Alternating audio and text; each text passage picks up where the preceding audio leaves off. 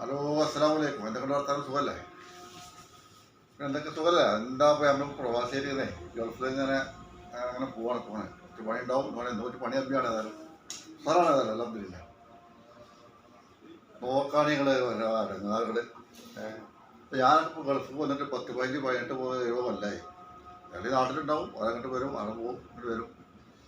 നമ്മളിത് ഇങ്ങനെ നമ്മൾ ഈ പണിയും കാര്യമൊക്കെ ഇങ്ങനെ ആലോചിച്ചിട്ട് ഇങ്ങനെ തല കൊണ്ടാക്കിയാണ് ഇങ്ങനെ അടക്കിയേക്കാറ്. അപ്പം ആ ഒരു സോലിൽ ഇങ്ങനെ ഇവിടെ പഴയടുത്ത് കുറേ പ്രശ്നങ്ങളുണ്ടാവും. റൂമിലെന്നാൽ വേറെ പ്രശ്നങ്ങളുണ്ടാവും, കരിയൊക്കെ വെച്ചുമ്പോൾ വേറെ പ്രശ്നം ഉണ്ടാവും. അതൊക്കെ എല്ലാ പ്രശ്നങ്ങളും കഴിഞ്ഞാൽ നമുക്ക് പൈസ ഉണ്ടാവും, അവിടെ ഉണ്ടാവില്ല. അങ്ങനെ നടക്കന്നെ. നമ്മൾ പരിക്ക് വിളിച്ചാൽ ഉമ്മാരോടൊക്കെ പറയും, അല്ലമ്മ ഞാനിപ്പോൾ ഇങ്ങോട്ട് കഴിയൂല, ഇവിടെ ഞാൻ നാട്ടിൽ തന്നെ പോരാണ് കാര്യം. ഉമ്മത്തോട്ട് കുട്ടികളല്ല, എന്നാൽ എൻ്റെ മാനോട് പോരി, നമുക്ക് ഇവിടെ എല്ലാ പണിയും എടുത്ത് ഇങ്ങനെ ജീവിച്ചാലും. എന്നാൽ പെണ്ണുങ്ങളോടെ വിളിച്ചു പറഞ്ഞാലോ, പെണ്ണുങ്ങൾ വേണ്ടാന്ന് പോലെ വേണമെന്ന് പറഞ്ഞ പെണ്ണുകൾ അതിങ്ങനെ മൂടും, കൊണ്ടുവരാ. എന്നിട്ടോ ഫോൺ വെച്ച് കഴിഞ്ഞാൽ ഓൾക്കത്തെ പരിപാടി ചെയ്യുന്നത് ഗൂഗിളിൽ ഇങ്ങനെ കയ്യിലോട്ട് സെർച്ച് ചെയ്യാം, എവിടെയും പിന്നെ സ്ഥലത്തോ ദിക്കറോ എവിടെയെല്ലാം കണ്ടോ അതുണ്ടെങ്കിൽ തൊട്ട് ഒരു 100 സംഭാവന ചെയ്യാം, ഒരു അനുഭാവി സംഭാവന. എൻ്റെ ഭർത്താവിന് ജോലിയിലെ വർക്കത്തിൻ്റെ ശമ്പളം കിട്ടുക, അല്ല ശമ്പളം വേണ്ടി കിട്ടാറുവാണിങ്ങനെ ഓരോരോ സ്ഥലത്തിന് നിൽക്കുന്നൊക്കെ ഇങ്ങനെ അതിന് സംഭാവന ചെയ്ത് നടക്കുക.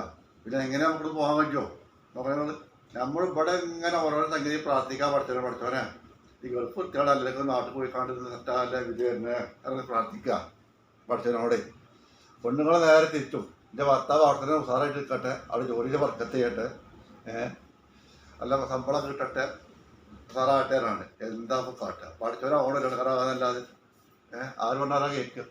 നമ്മൾ ഇങ്ങനെ കഴിഞ്ഞ് നമ്മളെ കാലം. ചപ്പു എൻ്റെ ഭാഗത്തിനല്ലേ ചപ്പു? അതാ പറഞ്ഞത്, എല്ലാവരുടെയും ഗതികത്തിൻ്റെ എന്റെ ഭാഗത്തുനിന്നല്ല, എൻ്റെ ഭാഗത്തിൻ്റെ. എത്ര ആൾക്കാരെ ഇങ്ങനെ സ്വയിപ്പല്ലാതെ ഒരു പണിയില്ലാന്ന്. നമ്മളിവിടെ എന്ത് കാട്ടിരിക്കല്ല, പെണ്ണുങ്ങൾ അവിടെ ഇങ്ങനെ സംഭാവന കൊടുക്കല്ലേ. അപ്പം എൻ്റെ പെണ്ണുങ്ങൾ നാളെ ഞാൻ വിളിച്ചപ്പോൾ പറയാം, അനുഭാവിയാണ് അങ്ങനെ സംഭാവന കൊടുക്കുന്നുണ്ട്. അപ്പോൾ നമ്മളെ എത്തപ്പോൾ തരാൻ വേണ്ടി ആ അന്വേഷണം നടത്തി നോക്കി. അപ്പോൾ അനുഭാവി നമ്മളെന്ത് പരിപാടി എന്നോ, 2 പത്തിരിച്ചട്ടി 600 ഉറുപ്പ്യം സംഭാവന. ഭർത്താവിനും ജോലിയിൽ വർക്കത്തുണ്ടാകാനും പണി ഉണ്ടാകാനും ശമ്പളം കറക്റ്റ് കിട്ടാനൊക്കെ വേണ്ടിയാണ്.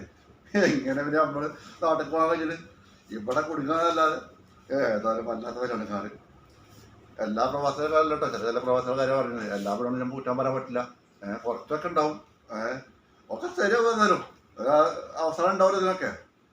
എന്നാൽ ഓക്കെ, അസ്സലാമു അലൈക്കും.